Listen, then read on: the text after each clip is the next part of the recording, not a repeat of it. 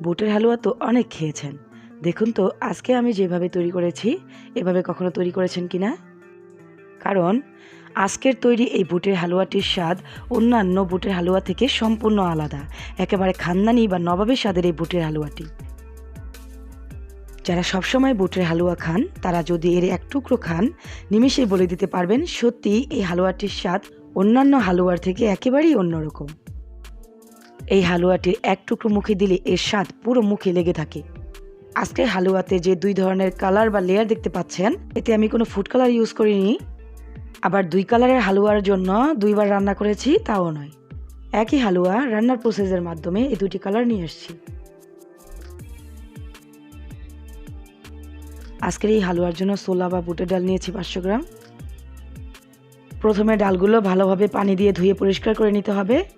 এখন পর্যাপ্ত পরিমাণ পানি দিয়ে ডালগুলো ভিজিয়ে রাখবো 10 থেকে 12 ঘন্টার জন্য। এখনকার ছোলা ডাল ভালোভাবে সেদ্ধ হতে চায় না, তাই একটু চেষ্টা করবেন বেশি সময় ধরে ভিজিয়ে রাখার জন্য।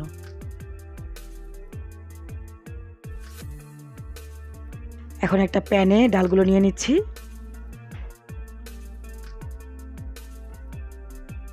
হাফ কেজি ডালের জন্য এখানে 1 লিটার গরুর দুধ দিয়ে দিচ্ছি। এলাচ দিয়ে দিচ্ছি 6-7টি। 1.5 ইঞ্চি পরিমাণ এক টুকরো দারুচিনি স্টিক দিয়ে দিচ্ছি। এখন একটা ঢাকনা দিয়ে ঢেকে চুলা অন করে দিচ্ছি। বলক আসা পর্যন্ত চুলার আঁচ হাই থাকবে। বলক আসার পরে 1/2 চা চামচ লবণ দিয়ে দিচ্ছি। এখন ঢাকনা দিয়ে ঢেকে চুলার একদম লো আঁচে রেখে ডালটা সেদ্ধ করে নেব। ডাল সেদ্ধ হয়ে গেছে। এরকম হালকা দুধ থাকা অবস্থায় চুলাটা বন্ধ করে দিতে হবে। ঠান্ডা হতে হতে এই পুরো দুধটাই ডাল শুষে নেবে।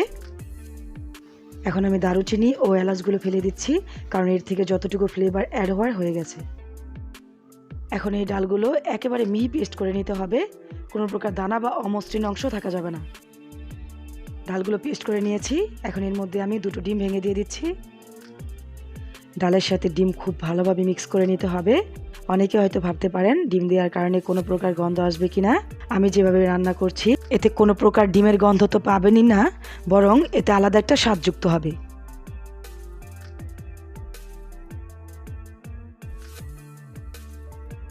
মিক্স করা হয়ে গেছে।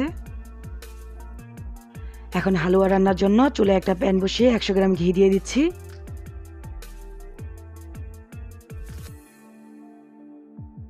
এখন ডালগুলো দিয়ে দিচ্ছি। ঘিয়ের সাথে ডাল নেড়ে মিশিয়ে নিচ্ছি। লো টু মিডিয়াম আঁচে একটু সময় নিয়ে ডালগুলো ভেজে নিতে হবে। তাড়াতাড়ি ভাজার জন্য কখনই চুলার আঁচ বাড়িয়ে দিবেন না, এতে হালুয়ার মধ্যে দানা দানা ভাব চলে আসে, খেতে ভালো লাগবে না। এতে হালুয়ার কালারও সুন্দর আসবে না, কালচে হয়ে যাবে। 5 মিনিট ভাজার পরে এখানে আমি দিয়ে দিচ্ছি 1/3 কাপ পরিমাণ মিহি করে বাটা বাদামের পেস্ট। আর এখানে আমি কাঠবাদাম, কাজু বাদাম ও পেস্তা বাদাম নিয়েছি। ডালের সাথে বাদাম মিশিয়ে ভেজে নিচ্ছি। ফুড কালার ছাড়াই যদি হালুয়াতে সুন্দর একটি কালার আনতে চান তাহলে এই ভাজার কাজটি একটু সময় ও ধৈর্য নিয়েই করতে হবে। ডালগুলো ভাজা হয়েছে কিনা এটা বোঝার জন্য হাতে একটু ডাল নিয়ে নিন। যদি দেখেন ডাল আর হাতের সাথে লেগে যাচ্ছে না, আলাদা হয়ে আসছে, তখন বুঝবেন ডাল ভাজা হয়ে গেছে। এখন দিয়ে দিচ্ছি 1.5 কাপ পরিমাণ চিনি।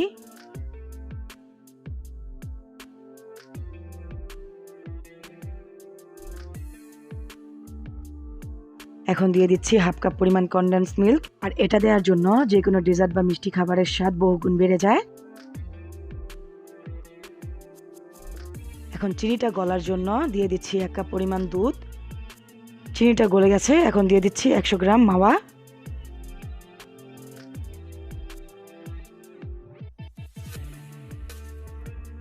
দিয়ে দিচ্ছি 1/3 কাপ পরিমাণ গুঁড়া দুধ।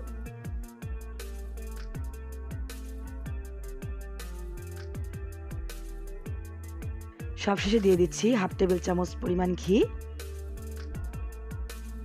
হালুয়ার সাথে ঘি খুব ভালোভাবে মিশিয়ে নিচ্ছি। হালুয়া যখন আর পাতিলের সাথে লেগে যাবে না, আলাদা হয়ে আসবে, তখন বুঝতে হবে হালুয়া হয়ে গেছে। এই পর্যায়ে আমি এখান থেকে 4 ভাগের 1 ভাগ পরিমাণ হালুয়া তুলে রাখবো উপরের লেয়ারের জন্য।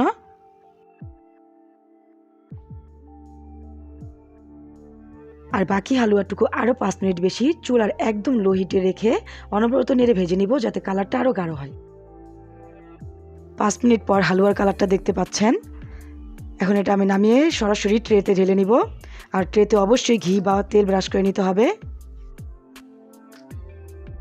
হালুয়াটা আমি ট্রেতে সমানভাবে সেট করে নিচ্ছি।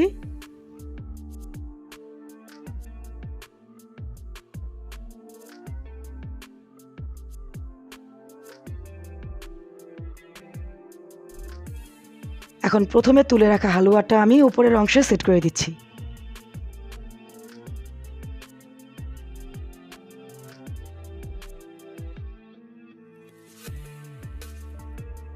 গাঢ় এবং হালকা দুটি কালারের হালুয়াই আমি সেট করে নিয়েছি। হালুয়াটা সম্পূর্ণ ঠান্ডা হওয়া পর্যন্ত অপেক্ষা করছি। ঠান্ডা হলে আপনাদের কেটে দেখাচ্ছি কেমন হয়েছে। আমি 3 ধরনের কুকি কাটার দিয়ে আমার পছন্দ অনুযায়ী শেপে কেটে নিচ্ছি। আপনারা আপনাদের পছন্দ অনুযায়ী যে কোনো শেপে কেটে নিতে পারেন। আমি সবগুলো হালুয়া কেটে একটু ডেকোরেশন করে নিয়েছি। হালুয়ার ভেতরের লেয়ার দুটো দেখুন কতটা সুন্দর লাগছে। আর এই হালুয়াগুলো সামনে থেকে দেখতে এতটা সুন্দর লাগছিল যে কারোই দেখা মাত্র খেয়ে নিতে ইচ্ছে করবে। কিছু কিছু খাবারের ঘ্রাণেই বলে দেওয়া যায় এর টেস্ট কেমন হয়েছে। কিছু কিছু রান্নার প্রক্রিয়া দেখলেই বলে দেওয়া যায় এর টেস্ট কেমন হয়েছে।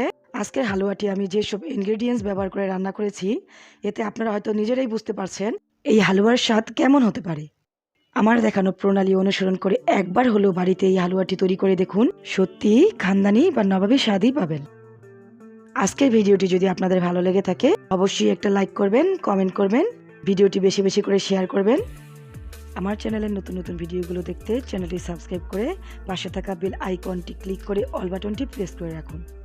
ভিডিওটি এখানেই শেষ করছি। সবাই ভালো থাকুন। আল্লাহ হাফেজ।